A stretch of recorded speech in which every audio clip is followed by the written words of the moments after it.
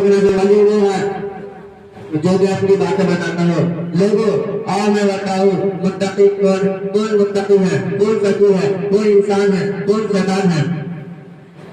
ये कसौटी जो नबी अकरम सल्लल्लाहु अलैहि वसल्लम ने आसमान से जाकर लाई है। जो इस पर पूरा करता है यानी नमाज की पाबंदी करता है वो मुत्तकी हो सकता है, वो कुतुब भी हो सकता है, वो अब्दाल भी हो सकता है।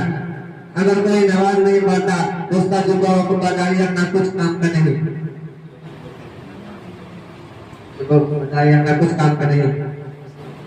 औलाद को तरबियत करने वालों आओ तुम्हें नबी अकरम सल्लल्लाहु अलैहि वसल्लम की एक हदीस सुनते जाओ।